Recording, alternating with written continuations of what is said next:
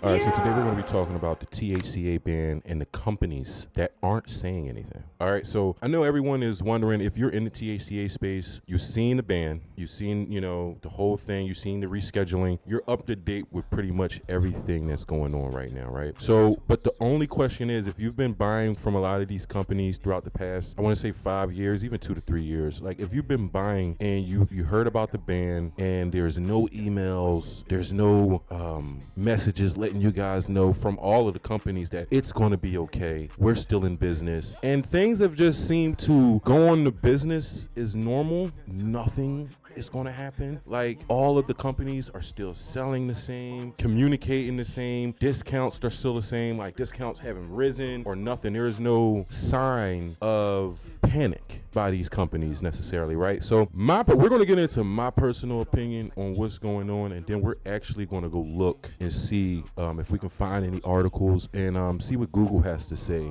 or AI has to say about, its opinion on why all of the THCA companies, they're not worried. Like, they're not worried at all. So one, what I think is going on and why we probably don't realize it is a lot of companies are probably, pushing out a lot of old stuff to get that out the way. You know what I'm saying? Like, and to prepare for it. I'm not saying every company does, but I am pretty sure there are some companies that quality has dropped. Some companies that quality have dropped. So if you have been buying recently and your company that usually is like pretty solid, and then recently or soon you start to see like, oh, this ain't that good, that's probably going to be why the companies haven't came out and said anything. Maybe it might affect business in some way. Maybe they want, they don't want the community to panic. I really don't know the answer to that one, but I do know for sure they're going to be, the closer it gets, they're going to be giving out old shit. 100%. So we can get right actually into this research of actually what the fuck is going on, right? Why are THCA companies not panicking about the THCA, hemp farm bill ban? All right, so right here we got a this is Vice. So right here we got a little, I want to say a little paragraph from Vice. Let's read it. THCA companies are not overly concerned about the hemp farm bill ban because they are not directly affected by the ban provisions. The ban targets products containing more than 0.4 milligrams of THC per container, which would include most hemp-derived THC products. However, THCA companies which produce THCA and its derivatives are not subject to this ban. This ban is specifically aimed at products that contain psychoactive THC, which is not present in THCA before. THCA companies can continue to operate without the fear of being banned. Now, you've heard it here, nigga. That's the first time I've heard this shit. But then again, we let's keep looking, because that was Vice. Vice is not the most reliable source for information. Yeah. We all know they put out hit pieces on people and shit. They're very, they're choosy. They like a hoe. They get real choosy on you. So watch out for Vice. Let's look up, that's Bing. That's why I'm on fucking Bing. Get me the fuck off of Bing. Get me the fuck off of Bing. I don't like, I like Gemini. I don't know what AI Bing using. That wasn't even AI, that was fucking Vice. All right, here we go. AI generating. Let's go. All right, we got nice little shit from AI. Excuse that. All right, THCA companies are not concerned about the ban under the original 2018 Farm Bill because the legal loophole in its definition of hemp. The bill only measured Delta-9 THC content, excluding the THCA, allowing companies to sell high THCA products and remain federally compliant in their raw form. 2008. This situation is rapidly changing. Hold up. This situation is rapidly changing due to the legislative efforts and state-level enforcement. New legislation, the Agricultural Appropriations Act of 2026, signed in November 2025, changes the legal definition of hemp to exclude most intoxicating products incorporated with total THC calculation that includes THCA. Enforcement, this new law essentially closes the loophole and will force most existing THCA products off the market. The lack of explicit ban in the original Here we go. I think I got it. All right. While the federal ban on the THCA and other intoxicating hemp products was signed into law November of 2025, the companies are remaining calm for several strategic reasons as they enter 2026. The 1-year shot clock. The ban included a 365-day grace period, meaning the new total THC limits and the ban on THCA flower do not take full effect until November 12th of 2026. All right. So business as usual. Many CEOs view this year as a window to operate normally while generating revenue to fund their next moves. Okay, so let's start there. So, all right, that's obvious. That's obvious. So most of the companies, they're continuing business as normal, building up revenue. You know what I'm saying? They prepare for their next move. And I had a talk with a couple of my friends. Next move could just be, LA, legal dispensaries. And these companies have built up enough equity to do that, legally.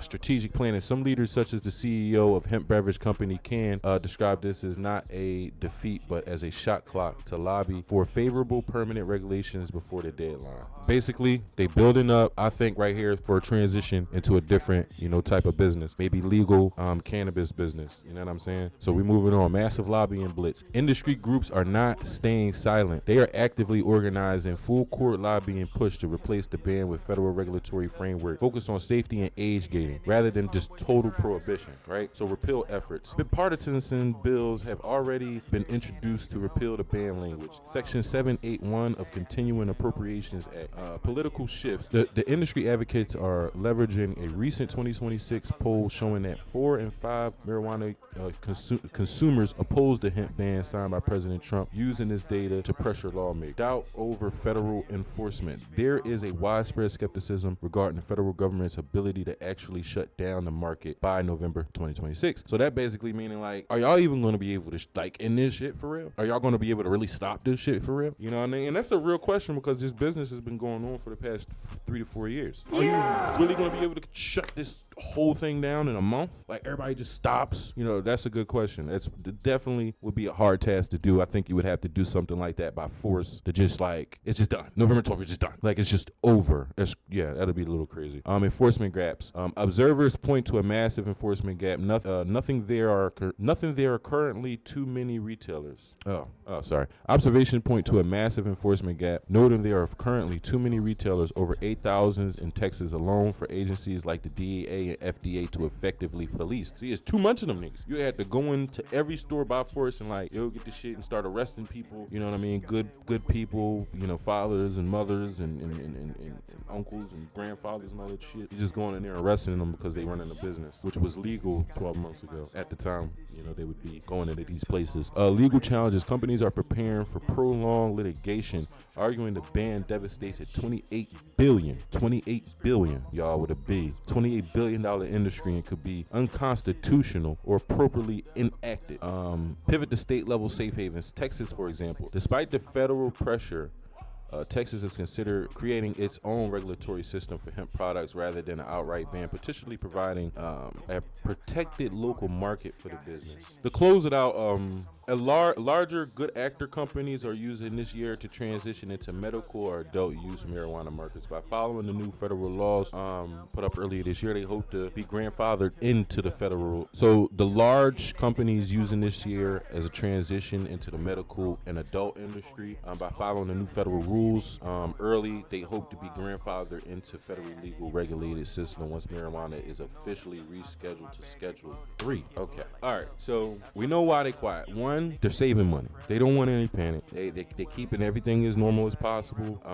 They saving their money. All right. They're about to prepare to invest in transition as far as business goes, right? And then two, we really don't know if the FDA and FDC, or the DEA and FDA are really going to be able to go in and swoop and literally take everything out of, the $28 billion that's circulating in the hemp business right now in a span of a day or a week. Like, that's not going to happen. I'm going to tell you this right now. November 12th, you still be able to probably buy THCA from your store for a while. No cap. Maybe literally going into 2027. It depends on where we're going to be at as far as by the time it comes, November 12th, 2026, where we're at with with marijuana in general is going to determine THCA and its availability. So if the schedule gets overturned and we're still up there with heroin, this is dead. This is 100% this is gone. Now this rescheduling goes through. We go into November 12th and marijuana is now what, Schedule 3, and we talking now. Now we're talking. Now, we got a lot of data, you know what I'm saying, to support, how successful and how useful, the hemp farm bill has been, and hopefully able to still keep this shit, man. I think the biggest boom from the THCA hemp farm bill movement or phase that's been going on, I think, is the ability to get it shipped to your door. Right to your door. I think that being taken away would be a biggest part. But other than that, I mean, I'm pretty sure there's gonna be still stores that's selling THCA, like, and how they're getting it, because companies make that stuff. So we'll see. But overall, why the companies are like really quiet, we already know they're trying to save their money to transition into a new business. So that's it. If you've been wondering why your favorite company hasn't sent you an email explaining to you what the plan is, how they're gonna approach this ban and it's because, nigga, they're trying to, calculate and appropriate and save and plan and transition, and they don't owe us none of that information whatsoever. You know what I mean?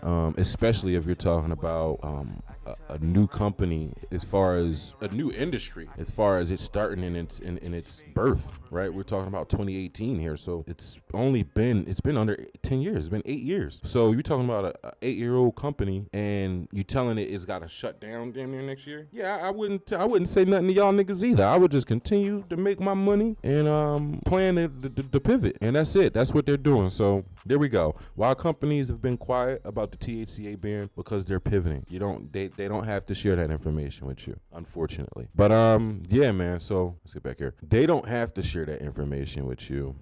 These THCA companies, like I said, are only under 10 years old as far as the birth of their business. A lot of them are a lot younger, because a lot of them have started in the past, literally 3 years. It's been booming as far as companies coming out, new companies and all this stuff. So yeah, they're transitioning. They're ready to transition, and they don't owe anybody any explanation on what they're going to do and how they're going to do it. So that's basically what's going on. That's why you haven't heard anything. But the ban is still in effect as of now. So don't think, because they're not saying anything, the ban is just going to go away because they're cool and they're not saying nothing. Oh, trust me, those offices, when that shit happened, those offices, at these companies, their main office or whatever the fuck you want to call it, there was stress. There was a lot of stress in those offices, for sure.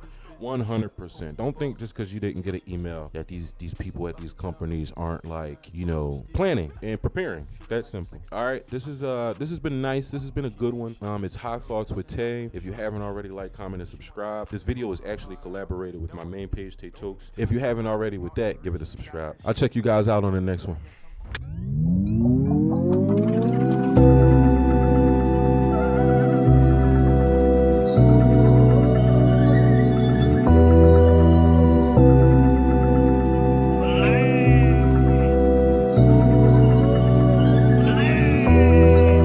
Home goddamn by Chitty and Katrina. I need a chick by my side.